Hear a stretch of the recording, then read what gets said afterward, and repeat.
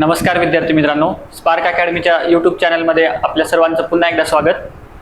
आपल्या या स्पार्क अकॅडमीतर्फे आपल्या यूट्यूबवर कॅप्सूल बॅच म्हणून एक राज्यसेवा पूर्व परीक्षेच्या तयारीसाठी सिरीज लॉन्च केली आहे. त्या सिरीजमधील सायन्सचा विषय आपण पाहणार आहोत. त्यापैकी फिजिक्सचा पार्ट आपण मागच्या व्हिडिओमध्ये बघितला आहे. तर या व्हिडिओमध्ये आपण केमिस्ट्रीचा पार्ट बघणार आहोत. तर केमिस्ट्रीच्या अँगलने आपल्याला 3 टॉपिक खूप जास्त महत्त्वाचे आहेत. त्यामध्ये अणूची रचना, त्यानंतर ॲसिड बेसेस आणि हे 2-3 टॉपिक आपल्याला महत्त्वाचे आहेत. तर आपण हे 2-3 टॉपिक त्यासोबतच पिरियडिक टेबलचा टॉपिक, तर हे 2-3 टॉपिक आपण जास्त डिटेलमध्ये पाहणार आहोत. आणि बाकीचे जे टॉपिक आहेत ते आपण त्यातले महत्त्वाच्या गोष्टी पाहणार आहोत. केमिस्ट्रीला 5 क्वेश्चन येतात आणि 5 पैकी 2 ते 3 क्वेश्चन हे या टॉपिकवर असतात, पिरियडिक टेबल, ॲटम आणि ॲसिड बेसिस. आणि बाकीचे 1-2-3 क्वेश्चन जे असतात ते इतर टॉपिक्सवर असतात. तर आपण सुरू करू या लेक्चरमध्ये. सुरुवातीला अणूची रचना. तर या टॉपिकमध्ये अणूच्या रचनेबद्दल जे आपले सिद्धांत आहेत, म्हणजे डाल्टनचं ॲटॉमिक मॉडेल, थॉम्सनचं ॲटॉमिक मॉडेल, रुदरफोर्डचं मॉडेल आणि बोर्सचं मॉडेल, हे 4 मॉडेल महत्त्वाचे आहेत. जवळपास प्रत्येक वर्षी आयोगाचा एक क्वेश्चन या मॉडेलवर असतो. तर त्या अनुषंगाने आपण आता डाल्टनचं मॉडेल बघूया. तर डाल्टननं ॲटॉमिक म्हणजे सुरुवातीला ॲटमबद्दल काहीही माहीत नव्हतं. तर त्यावेळेस वेगवेगळे सायंटिस्ट त्याबद्दल म्हणजे गेस किंवा थिअरीज त्यांचे जे होते, रिसर्च मांडायचे. तर त्यापैकी सुरुवात केली डाल्टन यांनी सुरुवातीला असं सांगितलं की अणू हा कडक आणि भरीव गोळा आहे, असं डाल्टनने सांगितलं. डाल्टनने काय सांगितलं? अणू हा कडक आणि भरीव गोळा आहे. त्याच्यानंतर त्यांनी दुसरं सांगितलं की ठराविक प्रमाणात म्हणजे वेगवेगळ्या प्रत्येक मूलद्रव्याचा अणू वेगवेगळा असणार. एकाच मूलद्रव्याचे सगळे अणू सारखे असणार, तर वेगवेगळ्या मूलद्रव्यांचे अणू वेगवेगळे असणार. फॉर एक्झाम्पल हायड्रोजन आहे किंवा हेलियम आहे. हेलियममध्ये 2 ॲटम आहेत. तर 2 जे ॲटम आहेत हेलियमचे ते सारखे असतील, पण हेलियमचा ॲटम आणि ऑक्सिजनचा ॲटम हे मात्र वेगवेगळे असतील, असं डाल्टनने सांगितलं. तर डाल्टनचं पहिलं वाक्य काय होतं? कडक आणि भरीव असा गोळा असेल, म्हणजे ॲटम हा कडक आणि भरीव असा गोळा आहे. त्यानंतर एकाच मूलद्रव्याचे जे ॲटम्स आहेत ते सारखे असतील, पण वेगवेगळ्या मूलद्रव्याचे ॲटम्स वेगवेगळे असतील. त्याच्यानंतर त्यांनी सांगितलं की वेगवेगळे जे ॲटम्स आहेत, म्हणजे हायड्रोजनचा ॲटम असेल आणि ऑक्सिजनचा ॲटम असेल, तर असे वेगवेगळ्या मूलद्रव्यांचे ॲटम्स हे जेव्हा ठराविक प्रमाणात एकत्र येतात त्यावेळेस संयुग म्हणजे ज्याला आपण कंपाऊंड म्हणतो. फॉर एक्झाम्पल H2O आहे. याच्यामध्ये हायड्रोजनचे 2 अणू आणि ऑक्सिजनचा 1 अणू, म्हणजे याचं प्रमाण काय झालं? 2:1 प्रमाण. या ठराविक प्रमाणात जेव्हा एकत्र येतात तेव्हा पाणी बनतं, म्हणजे H2O बनतं. तर त्यांनी तिसरा मुद्दा हा सांगितला. त्यानंतर त्यांनी आणखीन एक सांगितलं की अणूला निर्माण करता येत नाही आणि नष्टही करता येत नाही. म्हणजे जेव्हा रिॲक्शन होतात, समजा फॉर एक्झाम्पल हायड्रोजन आहे आणि ऑक्सिजन आहे, हे 2 मिक्स होऊन म्हणजे रिॲक्ट होऊन पाणी बनतं. तर ते जेव्हा रिॲक्ट होतात तर त्यावेळेस काय होतं? फक्त अणूची रिअरेंजमेंट होते, म्हणजे त्याच्यामध्ये कुठलाही अणू नष्ट होत नाही किंवा नवीन अणू निर्माण होत नाही. फक्त जे अणू अगोदरच आहेत त्यांची रिअरेंजमेंट होते आणि त्यातून नवीन प्रोडक्ट तयार होतो. तर डाल्टननी या गोष्टी सांगितलेल्या आहेत. परत एकदा बघा, सर्व मॅटर हा ॲटम पासून बनलेला आहे. त्याच्यानंतर एकाच एलिमेंटचे जे अणू आहेत, एकाच मूलद्रव्याचे जे अणू आहेत ते सारखे असणार, म्हणजेच त्यांचे मास आणि त्यांचे गुणधर्म सारखे असणार, पण वेगवेगळ्या मूलद्रव्यांचे अणू मात्र वेगवेगळे असणार. त्याच्यानंतर कंपाऊंड्स, संयुग सांगितलं. संयुग कशी बनतात? तर वेगवेगळ्या मूलद्रव्यांचे अणू काही ठराविक प्रमाणात जेव्हा एकत्र येतात तेव्हा संयुग बनतात. आणि त्याच्यानंतर केमिकल रिॲक्शन जी असते ती म्हणजे काय असते? ॲटम्सची रिअरेंजमेंट असते, कारण अणू नष्ट करता येत नाही आणि बनवताही येत नाही. तर हे जॉन डाल्टन यांनी सांगितलं. पण आता या थेअरीमध्ये काही ड्रॉबॅक्स होते किंवा त्रुटी होत्या. तर त्रुटी काय होती? सगळ्यात महत्त्वाची म्हणजे डाल्टननी काय म्हणलं की अणू हा भरीव गोळा आहे असं म्हटलं. तर आपल्याला सध्या असं माहित आहे की अणू हा भरीव गोळा नाही, तर त्यामध्ये स्पेस आहे, खूप जास्त स्पेस आहे, तो रिकामा आहे, त्यामध्ये न्यूक्लियस आहे, त्याच्या भोवती इलेक्ट्रॉन्स फिरत आहेत. त्याच्यामुळे अणू हा भरीव गोळा नाहीये हे आता आपल्याला माहित आहे. पण त्यावेळेस ही डाल्टनच्या थेअरीमधली ही त्रुटी होती. तर हे लक्षात ठेवायचं. तर आयोग काय विचारू शकतं की म्हणजे डाल्टनच्या थेअरीबद्दल पुढील विधाने लक्षात घ्या. मग यापैकी तुम्हाला स्टेटमेंट देतील आणि मग सांगतील की कोणतं स्टेटमेंट बरोबर किंवा ही डाल्टनच्या ह्याच्यामधली ही त्रुटी होती असं स्टेटमेंट देतील. आणि मग त्याच्यातून आपण चूज करायचं कोणतं बरोबर कोणतं चुकीचं. त्याच्यानंतर आता डाल्टनच्या थिअरी नंतर आलं थॉम्सन, जे थॉम्सन यांनी काय केलं, थॉम्सन, डाल्टननी काय म्हटलं होतं की ऍटम हा भरीव आहे आणि डाल्टननी ऍटमला असं फक्त बाहेरून बघितलं. जे थॉम्सननी प्रयत्न केला की ऍटमच्या मध्ये काय आहे, म्हणजे डाल्टननी काय केलं, एलिमेंटच्या मध्ये गेलं, त्याच्यामध्ये त्यांना ऍटम दिसला. आता थॉम्सननी काय केलं की आता ऍटमच्या पण मध्ये जायचा प्रयत्न केला. मग त्याच्यामध्ये त्याला काय दिसलं की त्यांनी असं सांगितलं की अणू हा धनप्रभारित भरीव गोळा आहे. ठीक आहे, जसं की कलिंगड. त्यांनी काय सांगितलं, ऍटम हा म्हणजे ऍटमवर सगळीकडे धनप्रभार आहे आणि त्याच्यामध्ये हा म्हणजे आता जसं कलिंगडामध्ये जो आपला लाल भाग असतो तो म्हणजे धनप्रभार आहे, म्हणजे ऍटम पूर्ण धनप्रभार आहे आणि त्याच्यामध्ये जे इलेक्ट्रॉन्स आहेत ते हे म्हणजे जे काळे आपल्या बी आहेत ते इलेक्ट्रॉन्स आहेत आणि ते निगेटिव्ह चार्ज आहेत असं सांगितलं त्यांनी. आणि एकंदरीत मग आता हे पॉझिटिव्ह चार्ज आणि हा इलेक्ट्रॉनचा निगेटिव्ह चार्ज हे दोन्ही मिळून काय झालं, ऍटम कसा झाला, न्यूट्रल झाला. तर त्यांनी पुढचं वाक्य काय सांगितलं की अणू हा उदासीन असतो. म्हणजे काय, positive charge negative charge cancel करतात आणि अणू एकंदरीत जर बघितला तर अणू न्यूट्रल आहे ते त्यांनी सांगितलं. आणि त्याच्यानंतर पुढचं वाक्य सांगितलं, धन आणि ऋण प्रभार सारखेच असतात. बरोबर आहे, म्हणजे धन आणि ऋण प्रभार सारखेच आहेत म्हणूनच तर ऍटम न्यूट्रल आहे, दोघाला ते कॅन्सल करतात. त्यानंतर त्यांनी इलेक्ट्रॉनचा शोध लावला, थॉम्सन यांनी इलेक्ट्रॉनचा शोध लावला आणि इलेक्ट्रॉनला नाव कोण दिलं, चॅडविक यांनी दिलं. ठीक आहे, तर सगळ्यात मेन काय आता याच्यामध्ये यांनी ऍटमच्या मध्ये गेलेले आहेत ते आणि त्यांनी आता इलेक्ट्रॉन बद्दल आपल्याला काहीतरी सांगितलेलं आहे. मग आयोग प्रश्न काय विचारतो की प्लम पुडिंग मॉडेल कोणी दिलं, प्लम पुडिंग मॉडेल कोण दिलं, थॉम्सनने दिलं किंवा थॉम्सनच्या मॉडेल बद्दल ते म्हणजे तुम्हाला विचारतील पुढील विधाने लक्षात घ्या. मग त्याच्यामध्ये तो धनप्रभारित आहे, तो उदासीन आहे, त्यांनी इलेक्ट्रॉनचा शोध लावला. तर हे फॅक्ट्स आपल्याला माहिती असायला पाहिजे. त्याच्यानंतर आला रुदरफोर्ड काय केला, आता सुरुवातीला डाल्टननं काय केलं, एलिमेंटच्या मध्ये जाऊन बघितला, त्याला दिसलं ऍटम. आता थॉम्सन काय केलं, ऍटमच्या मध्ये गेले, कुठेपर्यंत गेले ते, त्यांना फक्त दिसलं इलेक्ट्रॉन आणि म्हणजे प्लस चार्ज मायनस चार्ज आणि त्यांना इलेक्ट्रॉन दिसला. आता रुदरफोर्ड जे आहेत ते परत न्यूक्लियस मध्ये गेले, त्यांना आता केंद्रक दिसलेलं आहे. म्हणून रुदरफोर्ड यांना काय म्हणतात, फादर ऑफ न्यूक्लिअर सायन्स किंवा न्यूक्लिअर फिजिक्स असं म्हणतात, कारण ते आता न्यूक्लियस पर्यंत पोहोचलेत. सिंपल असं लक्षात घ्या, हे ऍटम आहे, डाल्टननी ऍटम पर्यंत बघितलं. आता हे ऍटम मध्ये हा न्यूक्लियस आहे आणि हा इलेक्ट्रॉन आहे जे ऍटम भोवती फिरत आहेत, न्यूक्लियस भोवती फिरत आहेत. डाल्टननी फक्त ओव्हरऑल ऍटम बघितला, थॉम्सननी आता इलेक्ट्रॉन पर्यंत पोहोचले आणि आता रुदरफोर्ड न्यूक्लियस पर्यंत पोहोचले. मग न्यूक्लियस पर्यंत कसे पोहोचले, तर त्यासाठी त्यांनी गोल्ड फॉईल एक्सपेरिमेंट केला. तर हे लक्षात ठेवायचं, सिंपल क्वेश्चन विचारतात, गोल्ड फॉईल एक्सपेरिमेंट कुणाचा आहे, तर रुदरफोर्डचा आहे. ठीक आहे, मग आता या गोल्ड फॉईल एक्सपेरिमेंट मध्ये त्यांनी काय केलं, ही अशी गोल्ड फाईल घेतली, ही गोल्ड फाईल आहे, म्हणजे आपला सोन्याचा पत्रा घेतला एक, सोन्याच्या पत्रामध्ये काहीतरी ऍटम्स असणार,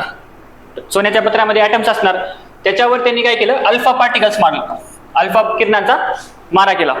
फिजिक्स मध्ये आपण बघितलं होतं, अल्फा पार्टिकल काय असतात, हेलियमचे न्यूक्लियस असतात 2, 4.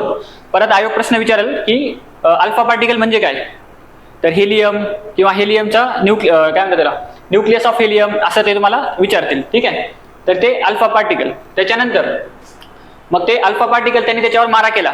आता हे अल्फा पार्टिकल या स्क्रीनवर मारल्यानंतर याच्यावरून ते अल्फा पार्टिकल डिफ्लेक्ट होतात. मग ते डिफ्लेक्ट झालेले रेज ऑब्झर्व करण्यासाठी त्यांनी काय केलं, फ्लोरोसंट स्किन लावली, म्हणजे याच्यावर पडल्यानंतर ते चमकणार. ठीक आहे, मग ते आता एकंदरीत त्यांनी काय केलं, इथून किरण सोडली ते याच्यावर पडणार, याच्यावर पडल्यावर ते असं इकडे डिफ्लेक्ट होणार आणि ते आपण स्क्रीनवर पडले की ते डिटेक्ट होणार. मग त्यांना कळणार आपण सोडले रे कुठे गेला. ठीक आहे, मग आता त्यांनी सोडलेले रेज त्यांचं ह्या गोल्ड फॉईलवर पडल्यानंतर काय होतं याच्यावरून त्यांनी त्यांचे पॉईंट्स मांडले. तर आता त्यांना काय लक्षात आलं की त्यांनी जे रेज सोडले त्याच्यातले मोस्ट ऑफ द रेज तशीच पास झाले, सरळ पुढे गेले. म्हणजे आता हे गोल्ड फॉईल मध्ये हे गोल्डचे ऍटम्स आहेत. मग आता हे असं रेज सोडल्यानंतर हे मोस्ट ऑफ द रेज तसेच सरळ पास झाले. ठीक आहे, मग याच्यावरून त्यांना काय कळालं की ऍटम हा भरीव नाही, जे डाल्टननी म्हटलं होतं ऍटम हा भरीव असता तर हे असे पुढे गेले असते का, नाही, म्हणजे ऍटम हा मोस्टली हॉलो आहे, पोकळ आहे. ठीक आहे, हे त्यांना पहिलं कन्क्लुजन कळालं. त्याच्यानंतर त्यांना दुसरं काय कळालं की काही रेज असे होते की जे असे डिफ्लेक्ट झाले थोड्याशा अँगलने, म्हणजे हे इकडे आलेत, काही इकडे आलेत, काही इकडे आलेत, असे थोड्याशा अँगलने डिफ्लेक्ट झाले.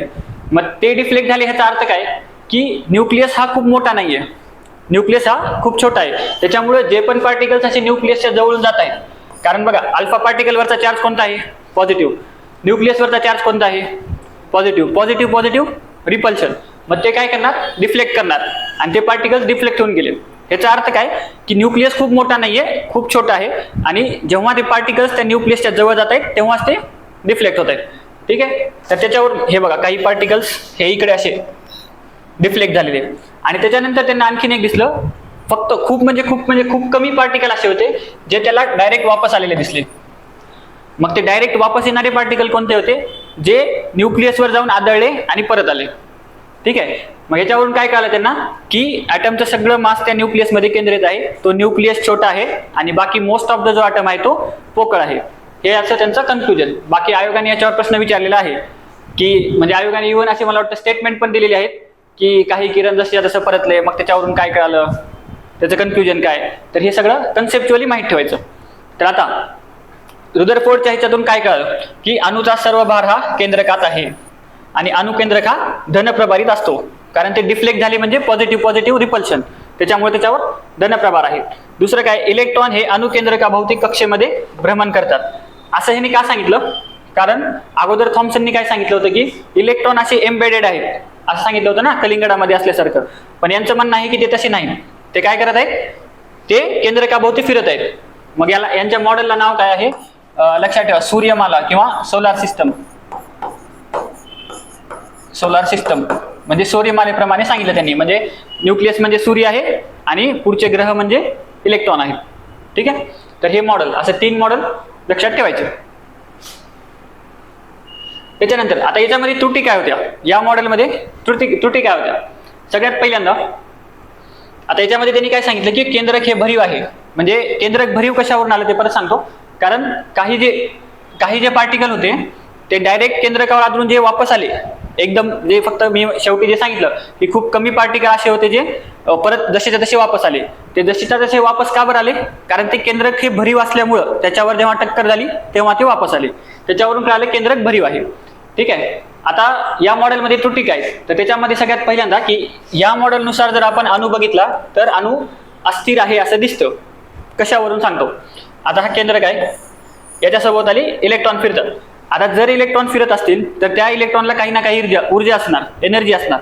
मग जेव्हा हे इलेक्ट्रॉन फिरतात तेव्हा त्या फिरण्यामध्ये त्यांची ऊर्जा लॉस व्हायला पाहिजे आणि जशी जशी ऊर्जा लॉस होईल तसं ते असं यायला पाहिजे जवळ, असं जवळ यायला पाहिजे आणि शेवटी तो इलेक्ट्रॉन ह्याच्यामध्ये येऊन नष्ट व्हायला पाहिजे.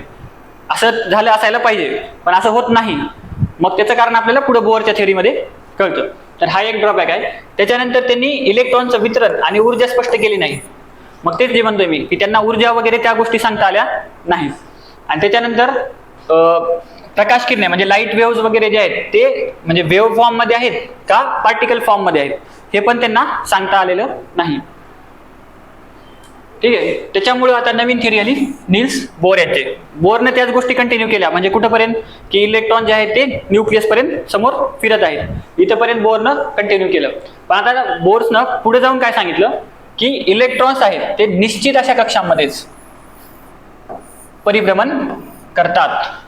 म्हणजे इलेक्ट्रॉन्स गोल गोल फिरत आहेत पण आता कुठं पण नाही फिरत. आता ही एक आहे, ही दुसरी कक्षा आहे, तिसरी कक्षा आहे, चौथी कक्षा आहे.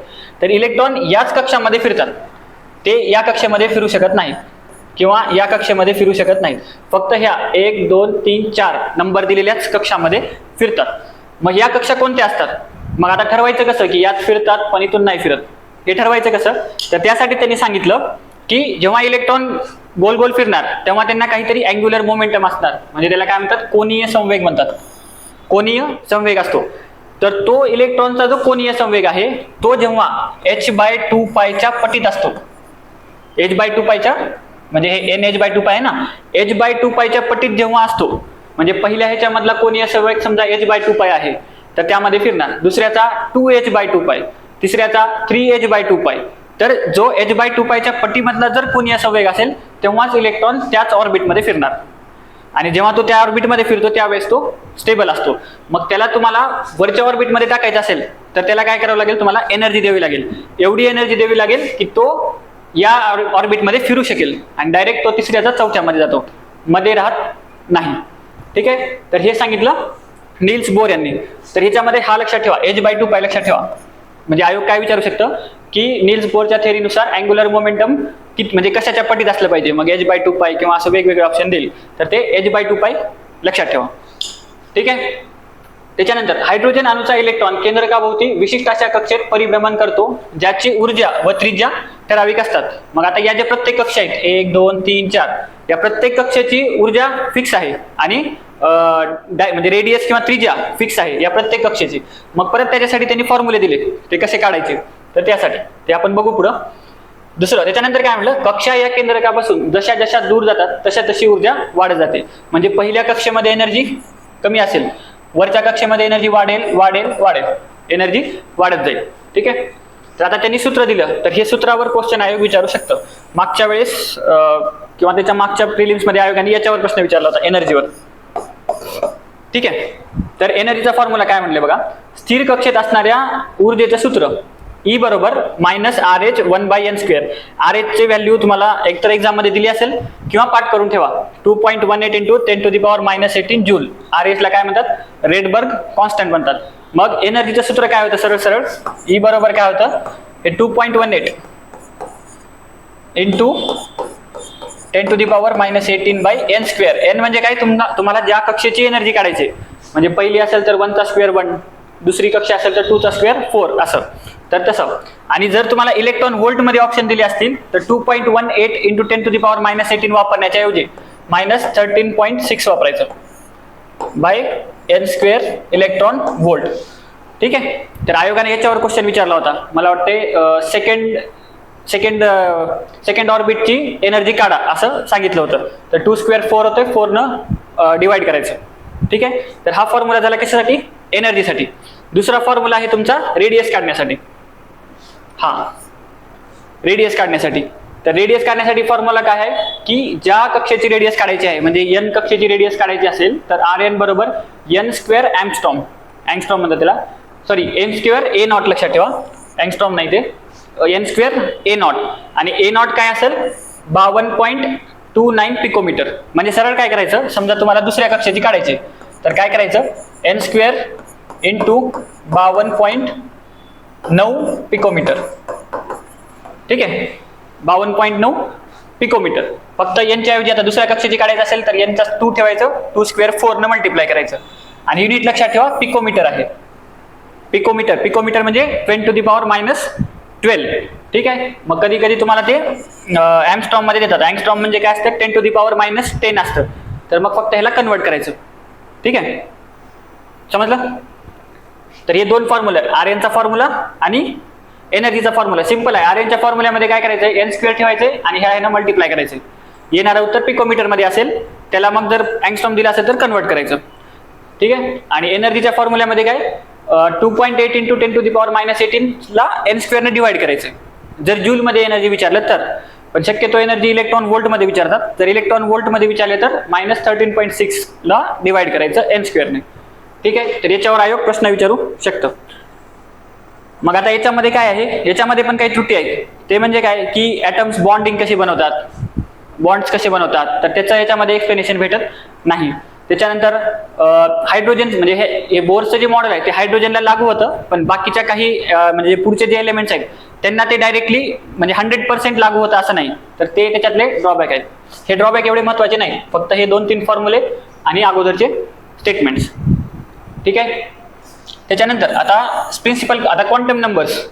ठीक आहे. आता पुढे गेलो आपण. आता काय झालं, आता आपल्याला इलेक्ट्रॉन फिरतात, कसे फिरतात, कोणत्या कक्षामध्ये फिरतात हे कळालं.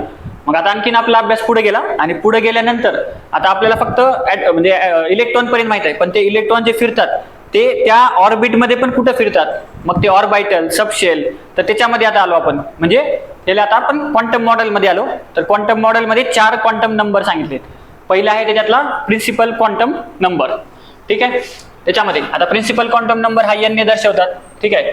आता याच्यामध्ये काय केले, ठीक आहे. आता प्रिन्सिपल क्वांटम नंबर तुम्हाला काय सांगतो, तर कक्षेचा नंबर सांगतो. n म्हणजे काय सांगतो, कक्षेचा नंबर. ठीक आहे. n = 1 असेल तर ते काय दर्शवतं, पहिली कक्षा. n = 2 असेल तर ते दुसरी कक्षा. 3 असेल तर तिसरी कक्षा. आता कक्षा दाखवतो म्हणजेच काय दाखवतो, सेंटर पासूनचं अंतर पण सांगतो ना. सेंटर रेडियस काढली आपण त्या कक्षेची तर आपल्याला अंतर कळालं, तर ते न्यूक्लियस पासूनचं अंतर पण सांगतो.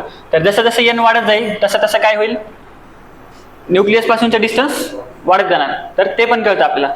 दुसरं आपण अगोदर बघितलं, जसं जसं आपण पुढच्या कक्षेत जाऊ तसं तसं काय होणार, एनर्जी वाढत जाणार. ठीक आहे. त्याच्यानंतर आता काय म्हटलेलं आहे, larger the value greater distance between the electron and the nucleus. तेच सांगितलं, जेवढी एनची व्हॅल्यू जास्त तेवढं न्यूक्लियस आणि शेवटच्या कक्षेमधला डिस्टन्स जास्त. त्याच्यानंतर आणि एनची व्हॅल्यू निगेटिव्ह असू शकत नाही किंवा 0 असू शकत नाही. का बरं? कारण कक्षा ही पॉझिटिव्हच असणार ना, 1 असेल, 2 असेल, 3 असेल त्याच्यापेक्षा. आणि आपण जसं बघितलं ना, ते कक्षा कशा असणार, NH/2π मल्टिप्लाय मध्ये असणार, त्याच्यामुळे ते दशांश मध्ये वगैरे पण येणार नाही, 1 2 असेच असणार. ठीक आहे. आणि एन कक्षेतील जास्तीत जास्त इलेक्ट्रॉनची संख्या काय असेल, 2n². म्हणजे काय, एन जर तुम्ही पहिली कक्षा मांडली तर त्या पहिल्या कक्षेमध्ये जास्तीत जास्त किती इलेक्ट्रॉन बसू शकतील, तर 2n². एनच्या जागी 1 ठेवा, 1चा स्क्वेअर 2, 1, 2 × 1 2. त्याच्यानंतर 2 ठेवा, 2चा स्क्वेअर 4, 4 × 2 8, 2 8. म्हणजे आता पहिल्या कक्षेमध्ये 2 झाले, दुसऱ्या कक्षेमध्ये 8 झाले, तिसऱ्यामध्ये 3चा स्क्वेअर 9 18, चौथ्यामध्ये 32, हे असं सो ऑन. ठीक आहे. आणि दुसरं एक लक्षात ठेवायचं, n=1 लाच दुसऱ्या ह्याच्यामध्ये के पण म्हणतात, के वाली शेल. परत L M N हे असे शेल, असं पण त्यांना नाव आहेत. ठीक आहे. तर हे लक्षात ठेवायचं. हे काय झालं, प्रिन्सिपल क्वांटम नंबर. त्याच्यानंतर आता अँग्युलर मोमेंटम क्वांटम नंबर किंवा ॲझिमुथल क्वांटम नंबर असं पण म्हणतात, किंवा सहाय्यक, काय मराठीमध्ये सहाय्यक क्वांटम नंबर असं म्हणा, तर ते L आहे. आता L काय सांगतं, पहिल्यांदा आपण काय बघितलं की इलेक्ट्रॉन कोणत्या शेलमध्ये आहे. आता काय सांगतं, त्या शेलमध्ये पण सबशेल कोणते आहेत. आता ही डायग्राम बघा, तुम्हाला कळेल. आता हे बघा, आता ही डायग्राम आहे, याच्यामध्ये हे न्यूक्लियस आहे, न्यूक्लियसच्या पुढच्या सेल्स आहेत. आता हे पहिली शेल आहे के, दुसरी शेल L M आणि N. आता पहिल्या शेलमध्ये 2च इलेक्ट्रॉन असल्यामुळं त्याच्यामध्ये आपल्याला सबशेलची गरज पडत नाही, म्हणून इथं काहीच नाही. पण आता दुसऱ्या याच्यामध्ये जा, याच्यामध्ये 8 इलेक्ट्रॉन आहेत. पण 8 इलेक्ट्रॉन पण एकाच ह्याच्यामध्ये आहेत का, म्हणजे एकाच शेलमध्ये 8 इलेक्ट्रॉन आहेत, पण ते 8 इलेक्ट्रॉन पण एकाच सर्कलमध्ये नाही फिरत, त्याच्यामध्ये सबशेल आहेत. मग हे खालची सबशेल, त्याच्यामध्ये 2 इलेक्ट्रॉन आहेत आणि वरच्या सबशेलमध्ये 6 इलेक्ट्रॉन आहेत. मग आता आपण L जो आहे आपला, तो L काय दाखवतो, सबशेल दाखवतो. ठीक आहे. तर L काय दाखवतो आपल्याला, सबशेल दाखवतो. ठीक आहे. आता बघा, आता हा सबशेल किंवा उपकक्षेची माहिती देतो. मग आता एका शेलमध्ये वेगवेगळ्या उपशेल असणार, त्या उपशेलची नावं काय, S P D F हे उपशेल असतात. ठीक आहे. त्याच्यानंतर कक्षेचा क्रमांक बरोबर उपकक्षांची संख्या. आता समजा पहिली कक्षा आहे, n=1 आहे, पहिली कक्षा आहे, तर त्याच्यामध्ये उपकक्षा किती असणार, 1च असणार. दुसऱ्या कक्षेमध्ये किती असणार, 2च असणार. तिसऱ्यामध्ये 3 आहे, तर 3च असणार. चौथ्यामध्ये 4, असं सो ऑन. म्हणजे कक्षांचा नंबर बरोबर उपकक्षांची संख्या. त्याच्यानंतर आता L ची किंमत काय असणार, 0 किंवा n-1, 0 2 आहे ऍक्च्युली, 0 to n-1. म्हणजे कसं, समजा n आपण 1 घेतलं तर L ची व्हॅल्यू किती यायला पाहिजे, 0 यायला पाहिजे. n आपण 2 घेतलं तर L ची व्हॅल्यू 0 1, 3 घेतलं तर 0 1 2 असं. आता त्याच्यामध्ये जेव्हा L ची व्हॅल्यू 0 असते तेव्हा ती कोणते सबशेल असतं, S असतं. जेव्हा L ची व्हॅल्यू 1 असते तेव्हा कोणतं सबशेल असतं, P सबशेल असतं. आणि याच्यामध्ये आपल्याला आणखीन काय सांगितलं की सबशेलचे शेप सांगितले, S P D F हे पण सांगितलं. ठीक आहे. आता इथे बघितलं तर तुम्हाला परत कळेल. आता याच्यामध्ये बघा, हे L आहे ना, तर L मध्ये सुरुवातीला हे कोणता सबशेल, आता हे पहिला शेल झाला. पहिल्या शेलमध्ये आपल्याला N ची व्हॅल्यू 1 आहे, त्याच्यामुळे L ची व्हॅल्यू काय असणार, 0. ठीक आहे. त्याच्यामुळे सबशेल कुठला आला, फक्त S आला. ठीक आहे. आता दुसऱ्या सबशेलमध्ये आलो, दुसऱ्या शेलमध्ये आलो. दुसऱ्या शेलमध्ये N ची व्हॅल्यू 2, त्याच्यामुळं सबशेल काय असणार, 2 असणार. कुठले L=0 आणि L=1. मग L=0 म्हणजे कुठला असणार, हा S, 2S. आणि L=1 म्हणजे कुठला असणार, P असणार. सिमिलरली 3SP, याच्यामध्ये 3 सबशेल असणार ना, याच्यामध्ये 3 सबशेल असणार, 0 1 2. L=0 म्हणजे S, 1 म्हणजे P आणि 2 म्हणजे D असं. ठीक आहे. त्याच्यानंतर आता मॅग्नेटिक क्वांटम नंबर. आता मॅग्नेटिक क्वांटम नंबर काय झालं, आता पहिल्यांदा आपण शेल बघितला, शेलमध्ये पण सबशेल होते. आता इलेक्ट्रॉन्स त्या सबशेलमध्ये डिवाइड झाले, म्हणजे एका शेलमधले जे नंबर ऑफ इलेक्ट्रॉन आहेत ते काही एका सबशेलमध्ये दुसऱ्या सबशेलमध्ये असे डिवाइड झाले. पण आता एका सबशेलमधले इलेक्ट्रॉन्स पण त्या पूर्ण सबशेलमध्ये फिरत असताना त्यांची एखाद्या ठिकाणी असण्याची शक्यता जास्त असते. म्हणजे आता हा तुमचा शेल झाला, हा तुमचा पूर्ण शेल आहे, म्हणजे हे दोन्ही मिळून तुमचं, परत इकडे बघूया, आता हे तुमचं आता हा सेकंड शेल आहे, त्या सेकंड शेलमध्ये या 2 सबशेल झाल्या, राईट. आता या 2 सबशेलमध्ये तुम्हाला इलेक्ट्रॉन कुठेतरी मिळण्याची शक्यता खूप जास्त असते, त्याला म्हणायचं ऑर्बिटल. आता म्हणजे या सबशेलमध्ये आपण बघितलं 2 इलेक्ट्रॉन आपल्याला दिसत आहेत, पण या सबशेलमध्ये सुद्धा या जागी इलेक्ट्रॉन दिसण्याची शक्यता खूप जास्त असते, तर ते म्हणजे ऑर्बिटल. परत याच्यामध्ये पण इथं असण्याची शक्यता खूप जास्त आहे, ते म्हणजे ऑर्बिटल. म्हणजे शेलच्या नंतर सबशेल आणि सबशेलमध्ये पण ऑर्बिटल. आता आपला मॅग्नेटिक क्वांटम नंबर म्हणजे आता आपण कुठं आले, ऑर्बिटल पर्यंत आलेलो आहे, ठीक आहे. तर आता यांनी काय सांगितले, तर ह्यांनी काय सांगितले की त्या सबशेलमध्ये ऑर्बिटल्स किती असणार आणि त्यांचं ओरिएंटेशन कसं असणार, ठीक आहे. ऑर्बिटल्स किती असणार आणि त्यांचं ओरिएंटेशन कसं असणार. मग आता याच्यामध्ये बघा, एस ऑर्बिटलचं ओरिएंटेशन असं असेल, पीचं असे असेल, डीचं असे असेल, किंवा पी मध्ये पण 3 येतात, पीच्या व्हॅल्यूज 3 येतात. ते कसं ते आधी सांगतो, ठीक आहे. आता बघा, कक्षेतील ऑर्बिटलची संख्या किती असेल, n² असणार. म्हणजे एक कक्षा असेल तर ऑर्बिटल एकच असणार. त्याच्यानंतर 2 असतील तर 4 ऑर्बिटल असणार. म्हणजे समजा इथं घ्या, आता इथं तुमची सेकंड कक्षा आहे, सेकंड कक्षेमध्ये तुमची ऑर्बिटलची संख्या किती आहे, 1 2 3 4, ठीक आहे. तर कक्षेतील ऑर्बिटलची संख्या कशी असणार, ती n² असणार. किंवा तुम्ही या फॉर्म्युल्यानं पण काढू शकता, 2l+1, ठीक आहे. तर मग आता हे 2l+ वापरून कसं काढू शकता, समजा l = 0, l = 0 म्हणजेच काय, s ऑर्बिटल. तर s ऑर्बिटल मध्ये किती असणार, एकच, म्हणजे एकच तुम्हाला, म्हणजे s सबशेलमध्ये एकच ऑर्बिटल असणार. त्याच्यानंतर l = 1 म्हणजे काय झालं, p सबशेल मध्ये मग किती ऑर्बिटल येणार, 2 × 1, 2 + 1 3, म्हणजे p मध्ये 3 ऑर्बिटल आले, d मध्ये 5, f मध्ये 7, ठीक आहे. आणि प्रत्येक ऑर्बिटल मध्ये नंबर ऑफ इलेक्ट्रॉन किती असणार, 2 असणार ना. मग त्याच्यामुळे s मध्ये किती इलेक्ट्रॉन भेटतील तुम्हाला, म्हणजे s मध्ये एकच ऑर्बिटल, त्याच्यामध्ये 2 इलेक्ट्रॉन, p मध्ये 3 ऑर्बिटल, 3 × 2 6, म्हणून p मध्ये 6 इलेक्ट्रॉन, d मध्ये 5 ऑर्बिटल, 5 × 2 10 इलेक्ट्रॉन, f मध्ये 7 × 2 14, या सिक्वेन्सने जायचं, ठीक आहे. दुसऱ्या याच्यामध्ये आपल्याला ऑर्बिटलचा आकार सांगितला, ठीक आहे. म्हणजे s चा आकार स्फिअर सांगितला, p चा आकार डंबेल, हे डंबेल नाही, हे डंबेल असं. त्याच्यानंतर d चा डबल डंबेल सांगितला आणि f चा कॉम्प्लेक्स, असे म्हणजे आपल्याला त्याचे आकार सांगितले, ठीक आहे. त्याच्यानंतर स्पिन क्वांटम नंबर. आता हे काय सांगतं, समजा आता मी काय सांगितलं की एका ऑर्बिटलमध्ये 2 इलेक्ट्रॉन असणार, राईट. एका ऑर्बिटलमध्ये 2 इलेक्ट्रॉन असणार. मग दोन्ही इलेक्ट्रॉन सारखेच फिरत राहतील का, म्हणजे समजा आता हे असं दाखवलेलं आहे, हे एका ऑर्बिटलमध्ये 2 इलेक्ट्रॉन आहेत. मग हे यांना काय म्हणायचं की दोन्ही इलेक्ट्रॉन ही सारखेच फिरत नाही. काही इलेक्ट्रॉन क्लॉकवाईज फिरतात, म्हणजे एक इलेक्ट्रॉन क्लॉकवाईज फिरतो आणि दुसरा इलेक्ट्रॉन अँटी क्लॉकवाईज फिरतो. सो जो क्लॉकवाईज फिरतो त्याला त्यांनी, म्हणजे काही पण म्हणा, एकाला त्यांनी +1/2 असं नाव दिलं, दुसऱ्याला -1/2 असं नाव दिलं.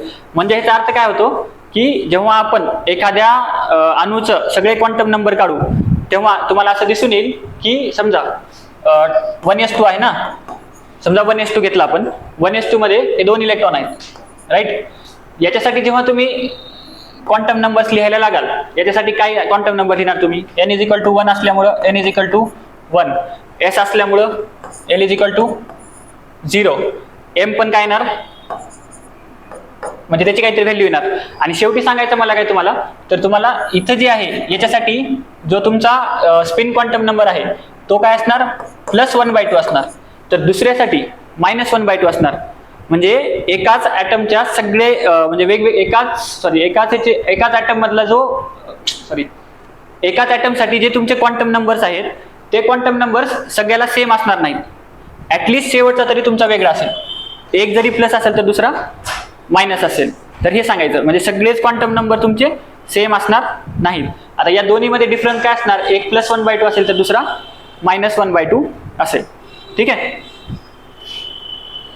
ठीक आहे. हे थोडं अवघड वाटलं असेल तुम्हाला, पण कन्सेप्ट समजून घ्या.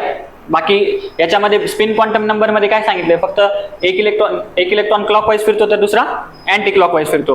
तर याला सांगायचं शेवटी कन्क्लुजन एवढंच आहे की तुमचे एका एलिमेंटचे जे ॲटम्स आहेत त्याच्यामधल्या सगळ्या, म्हणजे त्याच्यामध्ये असं कधीच होणार नाही की ज्याच्या NLM असं सेम असणारे असे दोन कधीच असणार नाही. त्याच्यामध्ये शेवटचा जो तुमचा स्पिन क्वांटम नंबर आहे तो तरी तुमचा वेगळा असणारच.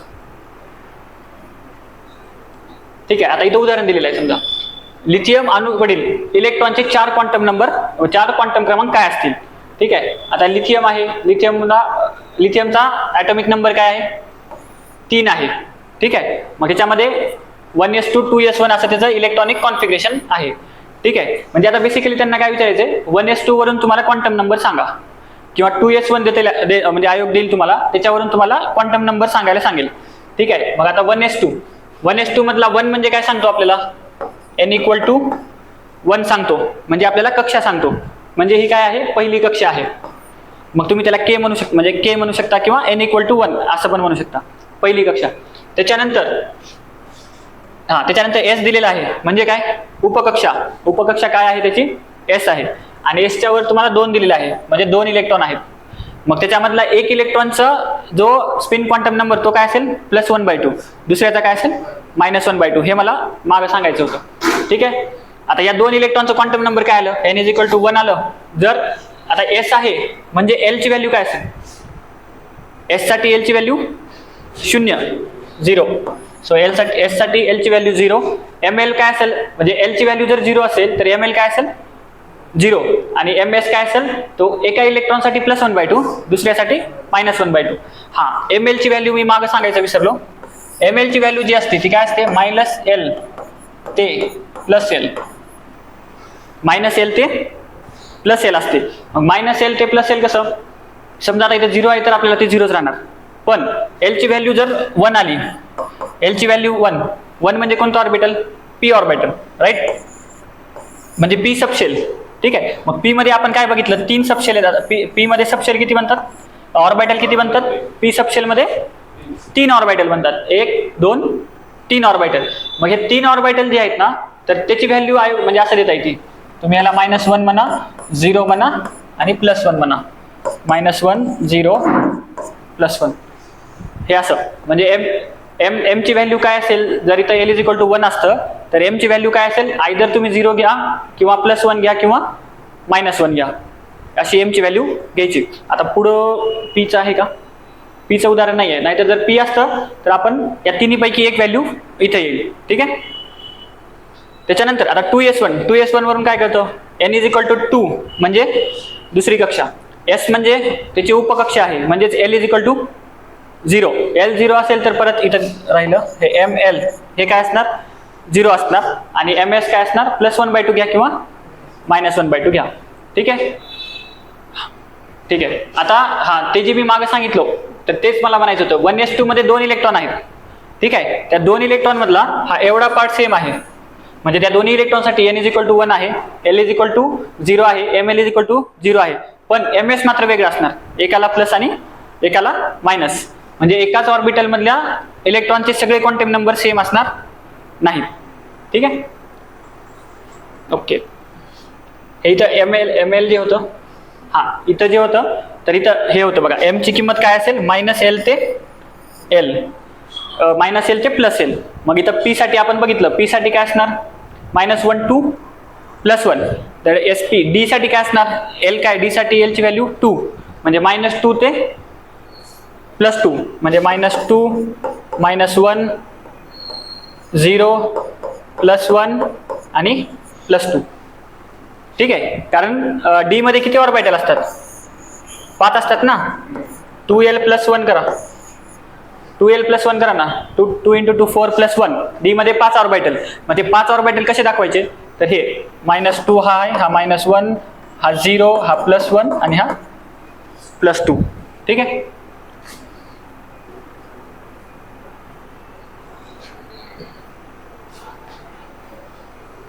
ठीक आहे. आता इलेक्ट्रॉनिक कॉन्फिगरेशन. आता इलेक्ट्रॉनिक कॉन्फिगरेशन म्हणजे आपल्याला जेव्हा ॲटॉमिक नंबर दिला जाईल तेव्हा ते इलेक्ट्रॉन्स कशा पद्धतीने भरत जातात ते काढणं, म्हणजे कोणत्या शेलमध्ये कोणत्या सबशेलमध्ये ते जातात, तर ते त्याचा सिक्वेन्शियली सांगणं म्हणजे इलेक्ट्रॉनिक कॉन्फिगरेशन, म्हणजे इलेक्ट्रॉन कसे भरत जातात ऑर्बिट्समध्ये ते सांगणं म्हणजे इलेक्ट्रॉनिक कॉन्फिगरेशन. आता इथं उदाहरण घेतले फ्लोरीनचं. तर आता फ्लोरीनचा ॲटॉमिक नंबर किती आहे? 9. ठीक आहे, 9 ॲटॉमिक नंबर आहे. त्याच्यामध्ये पहिल्या ऑर्बिटमध्ये किती? 2 इलेक्ट्रॉन आणि दुसऱ्या ऑर्बिटमध्ये 7 इलेक्ट्रॉन, कारण पहिल्या ऑर्बिटमध्ये 2 भरले, दुसऱ्या ऑर्बिटमध्ये 7 इलेक्ट्रॉन. आता बघा, आपल्याला माहित आहे की जेव्हा इलेक्ट्रॉन भरत जातात तेव्हा पहिल्यांदा काय भरतात? लोअर एनर्जीमध्ये भरत जातात. म्हणजे इलेक्ट्रॉन भरण्याचा सिक्वेन्स कसा असेल? आधी लो एनर्जी ऑर्बिट्स, नंतर ते भरले की त्याच्या वरच्या एनर्जीच्या ऑर्बिट्स, ते भरले की त्याच्या वरच्या एनर्जीच्या ऑर्बिट्स. मग ते लो एनर्जी, आता ते लो एनर्जी कशी असेल हे सांगण्यासाठी आपल्याला हा चार्ट दिलेला आहे. ठीक आहे, हा चार्टमध्ये ही सगळ्यात कमी एनर्जी आहे आणि ही सगळ्यात जास्त, म्हणजे इकडे वाढत जाणार आहे एनर्जी. ठीक आहे, मग हे एनर्जी वाढत जाणार आहे हे कसं ठरवलं? N+L, म्हणजे एक एनर्जीचा सिक्वेन्स ठरवण्यासाठी N+L ही कन्सेप्ट आहे. म्हणजे N+L जास्त तर एनर्जी जास्त. आता कसं सांगतो? 1s साठी n ची व्हॅल्यू किती आहे? 1 आणि s साठी l ची व्हॅल्यू किती आहे? 0. उत्तर काय आलं? 1. म्हणजे हे सगळ्यात कमी झालं. आता इथे या 2s साठी n ची व्हॅल्यू काय आहे? 2 आणि s साठी l ची व्हॅल्यू 0. 2 + 0 2 आलं, म्हणजे हे लोअर एनर्जी राहिली, त्याच्यापेक्षा ही हायर एनर्जी झाली ना. आता हे पुढे आलं. आता इथं p साठी या 2 आणि p साठी l ची व्हॅल्यू काय? 1. 2 + 1 3. ठीक आहे, आता इथं 3 आणि s ची व्हॅल्यू काय? 0 3. राईट. मग हे असं, म्हणजे ह्याच्यामुळे आता ह्याच्यामध्ये कमी एनर्जी याची. आता तुम्ही म्हणाल इथं पण 3 आहे, इथं पण 3 आहे, मग हे पुढे का बरं घेतलं? याची एनर्जी का बरं कमी घेतली? कारण इथं 2 आहे, म्हणजे हे सेकंड शेल मध्ये आहे ना, म्हणून याला आपण अगोदर कमी एनर्जी मानले. या दोन्हीमध्ये जेव्हा टाय झाला तेव्हा आपण याला कमी एनर्जी मानली, याला जास्त एनर्जी म्हटलं.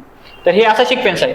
मग आता सिम्पली तुम्हाला काय करायचं? जेव्हा तुम्ही इलेक्ट्रॉन भरणार तेव्हा या क्रमाने भरत जायचं, असं असं परत असं परत असं, जसं हे ॲरो दिलेत असं भरत जायचं. फक्त लक्षात ठेवायचं s ची कॅपॅसिटी किती आहे? 2 इलेक्ट्रॉन. p ची कॅपॅसिटी किती आहे? 3 म्हणजे 6 इलेक्ट्रॉन. d ची किती आहे? 10 इलेक्ट्रॉन. तेवढेच भरायचं, त्याच्यापेक्षा जास्त जायचं नाही. मग आता आपल्याला इथे किती इलेक्ट्रॉन भरायचे? 9 इलेक्ट्रॉन भरायचे ना. मग 1s मध्ये गेलं, s ची कॅपॅसिटी 2 इलेक्ट्रॉन आहे, तर 2 इलेक्ट्रॉन भरले, 1s2 झालं. त्याच्यानंतर कुठला भरायचा? 2s ची कॅपॅसिटी परत 2 इलेक्ट्रॉन, s ची कॅपॅसिटी 2 इलेक्ट्रॉन, 2 इलेक्ट्रॉन भरले. p ची कॅपॅसिटी किती आहे? आता आपले उरले इलेक्ट्रॉन किती? 5. त्याच्यानंतर आपण कुठे जाणार? इथून परत 2p मध्ये जाणार. p ची कॅपॅसिटी 6 इलेक्ट्रॉन आहेत, आपल्याला 5 भरायचे. 5 भरले, संपला विषय. म्हणजे 1s2 2s2 2p5. बरं, आपल्याकडे आणखीन समजा अजून आपल्याला 2 इलेक्ट्रॉन भरायचे असते तर आपण काय केलं असता? 2p6 मध्ये अजून एक भरला असता. ठीक आहे, मग p ची कॅपॅसिटी कंप्लीट झाली असती आणि त्याच्या पुढं 3s मध्ये गेलो असतो. म्हणजे समजा सोडियम घेतला आपण, सोडियमचा किती आहे? 11 आहे ना. मग 2 8 1. ठीक आहे, मग आता ह्याच्यामध्ये 1s2 भरला, हा भरला 2, याच्यामध्ये 5 भरले, याची कॅपॅसिटी 6 आहे, म्हणजे 6 भरू शकतो. 2 2 4 आणि 6 10, उरला 1, तोपर्यंत टाकायचा. म्हणजे एनला काय येईल? 1s2 2s2 1s2 2s2 2p6 आणि 3s1. असं तुम्ही कशाचं पण काढू शकता. मग आयोग तुम्हाला एखादा एलिमेंट देऊ शकतो, याने छोटाच देईल, असं खूप मोठा देणार नाही. फ्लोरीन किंवा 10-11 पर्यंत देईल आणि त्याच्यामध्ये तुम्हाला विचारेल की त्याचं काय इलेक्ट्रॉनिक कॉन्फिगरेशन काढा. तर हे फक्त एवढं लक्षात ठेवायचं, 1s 2s. सिम्पली असं करून घ्यायचं. कसं करायचं सांगतो. 1s 2s 3s 4s असं भरून घ्यायचं. त्याच्यानंतर 2 पासून सुरू करायचं, 2p 3p 4p असं त्याच्यासोबतच भरायचं. त्याच्यानंतर d मध्ये 3 पासून आणि f मध्ये 4 पासून असं करायचं आणि काढताना असं असं. ठीक आहे, झिगझॅग करू काढायचं.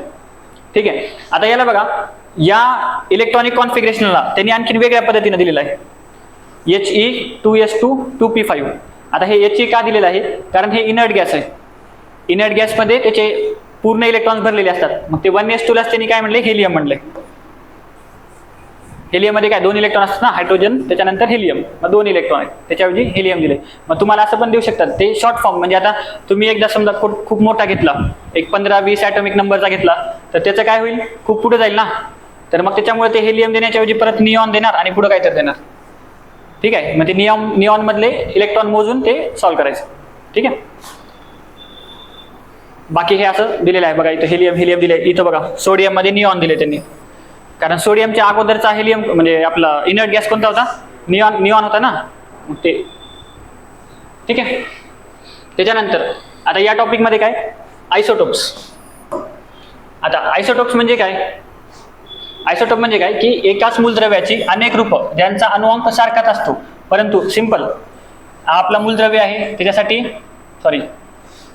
तुमचा काहीतरी हा एक्स मूलद्रव्य आहे, त्यासाठी ॲटॉमिक नंबर Z आहे, ॲटॉमिक मास नंबर A आहे. शॉर्ट मध्ये नोट्स मध्ये काय लिहायचं, Z सारखा असणार आहे, ॲटॉमिक मास नंबर डिफरंट असणार आहे, म्हणजे Z सारखा आहे, ॲटॉमिक मास नंबर डिफरंट आहे. त्याचा अर्थ काय, Z म्हणजे काय तुमचे नंबर ऑफ प्रोटॉन्स आहेत, म्हणजे P सारखा आहे पण, आणि ॲटॉमिक मास म्हणजे काय P+N, N वेगळा आहे. मग फरक कुठे पडला असणार, P तर इथं सारखाच आहे ना, मग फरक कशामध्ये पडला असणार, N मध्ये फरक पडला असणार, त्याच्यामुळे ॲटॉमिक मास चेंज होणार. ठीक आहे. आता याच्यामध्ये उदाहरण दिलं, कार्बनची समस्थानिके, समजा आता इथं C आहे, C मध्ये काय झालं, हे काय त्याचा ॲटॉमिक नंबर आहे, हे त्याचा ॲटॉमिक नंबर आहे, हे ॲटॉमिक नंबर आहे. आता या तिन्ही मध्ये ॲटॉमिक नंबर सेम आहे पण ॲटॉमिक मास नंबर डिफरंट आहे, इथं 12 आहे, इथं 14 आहे, इथं 13 आहे. म्हणजे फरक कुठं पडतोय, इथं न्यूट्रॉनची संख्या P+N करा, म्हणजे 12 पैकी 5 प्रोटॉन आहेत. ॲटॉमिक मास म्हणजे प्रोटॉन प्लस न्यूट्रॉन, त्यापैकी म्हणजे हे 12 आहे, 12 पैकी 6 प्रोटॉन आहेत, तर मग न्यूट्रॉन किती राहिले, 6. इथं न्यूट्रॉन किती राहणार, 8, कारण प्रोटॉन 6 आहेत, मास 14 आहे, 14 - 6 8, आणि इथं किती असणार 6, हा डिफरन्स. त्याच्यामुळं मग याच्यामुळं काय होतं, आता याची युजेस म्हणजे आपण ह्यांचा जो यूज करतो ते यूज करताना मग म्हणजे कार्बन 12 त्याचा वेगळा यूज होतो, कार्बन 14 त्याचा वेगळा यूज होतो, आणि कार्बन 13 त्याचा वेगळा यूज होतो. फक्त हे लक्षात ठेवायचं, कार्बन डेटिंग मध्ये कोणतं कार्बन वापरतात, तर कार्बन 14 वापरतात. ठीक आहे. त्याचं कारण असं असतं की समजा एखादा वनस्पती वगैरे आहे, तर त्या वनस्पतीमधलं जे कार्बन 14चं प्रमाण असतं ते काळानुसार चेंज होतं. विथ टाइम त्याच्यातला कार्बन 14 जो होतो तो कमी कमी होत जातो. मग आपल्याला ते कार्बन 14च्या लाईफ वरून म्हणजे त्याचं हाफ लाईफ वगैरे घ्यायचं, त्या हाफ लाईफ वरून आपल्याला कळतं, म्हणजे कार्बन 14 समजा आता 100 आहे तर तो काही काळानं 50 होतो, आणि हे एवढं होण्यासाठी एक ठराविक काळ लागतो, मला वाटतं 5300 वर्ष असं काहीतरी असतं. मग तेवढे वर्ष जे लागतात त्याच्यावरून ठरवायचं की म्हणजे आधी आता कार्बन 14 किती राहिलाय, समजा एवढा राहिलाय, तर मग त्याच्यात तेवढं कमी होण्यासाठी त्याला किती काळ लागला असणार, तर ते तेवढं त्याचं वय झालं. फक्त सिंपल एवढं लक्षात ठेवा, कार्बन डेटिंगसाठी एवढा वेळ म्हणजे 14C वापरतात. हे झालं आयसोटोप्स. आता एक लक्षात घ्या, आयसोटोप मध्ये काय ॲटॉमिक नंबर सेम आहे, म्हणजे या तिघांना पण तुम्ही पिरियडिक टेबल मध्ये कुठे ठेवणार, एकाच जागी ठेवणार ना. मॉडर्न पिरियडिक टेबल मध्ये आपण त्यांना एकाच जागी ठेवणार. मग एकाच जागी जर असतील तर त्यांच्या फिजिकल आणि केमिकल प्रॉपर्टीज कशा असणार, सारख्या असणार. मग आयसोटोप्सवर तुम्हाला प्रश्न विचारताना आयोग असं देणार की त्यांच्या फिजिकल आणि केमिकल प्रॉपर्टीज सारख्या असणार. ठीक आहे. तर त्यांचे फिजिकल म्हणजे रिॲक्शन वगैरे, कारण शेवटी ॲट द एंड तो कार्बनच आहे, त्याच्यामुळे त्याच्या प्रॉपर्टीज सारख्या असणार. आता याच्या पुढे जा, हेच आता याच्यामध्ये बघा आयसोबार्समध्ये. आयसोबार्समध्ये काय म्हणले की ॲटॉमिक मास सेम आहे परंतु ॲटॉमिक नंबर वेगळा आहे. बघा आता पोटॅशियम 40, कॅल्शियम 40, आर्गॉन 40.